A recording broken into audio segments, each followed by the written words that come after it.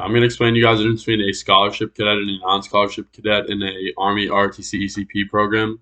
So what a scholarship cadet is, it's the cadet who receives the Army ROTC scholarship either in high school or goes to the military junior college and earns it there, which is an option for those of you who get denied from it or don't receive it before high school. Just know you can go to the school and still compete for it and still have a chance to become a scholarship cadet.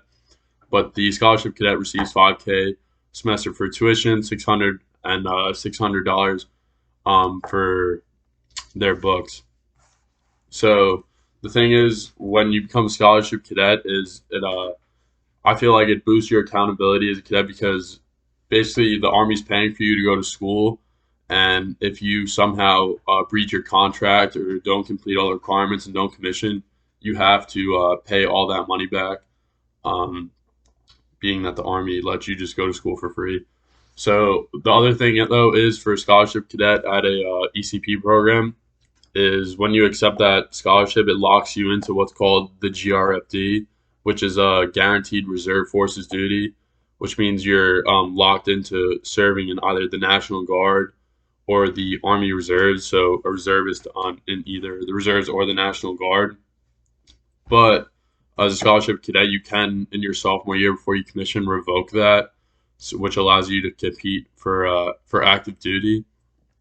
So a non-scholarship cadet in the program is a cadet who, like I said, doesn't accept the scholarship either in high school or doesn't try to compete for it while they're in the program. So they don't get the 5K, they don't get the 600. They still get the stipend like every other cadet, which is the 400, like around 400, between 4 and 450 a month or something like that. Depends on your year. They still receive that stipend. Also, they so say a non-scholarship cadet, they're kind of less accountable in the program because if they decide to drop at any time, they don't have to pay any of the money back because they have the only money they received is the stipend, but that you don't have to pay that back. So they could do the whole 2 years, say ROTC is not for me, and they basically made money through the stipend and aren't accountable to pay anything back.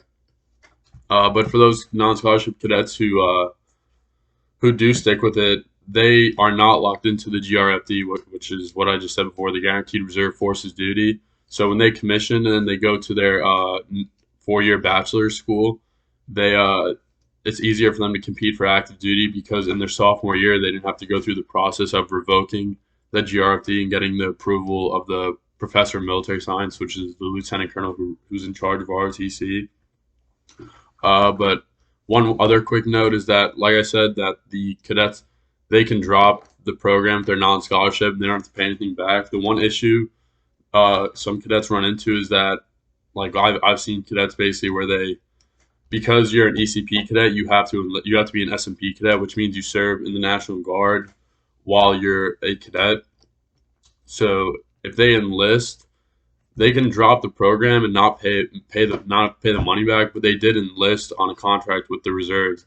So I don't really know how it works after that, but they either have to do their time or find a way to get out of that contract somehow, which I don't even know if is possible.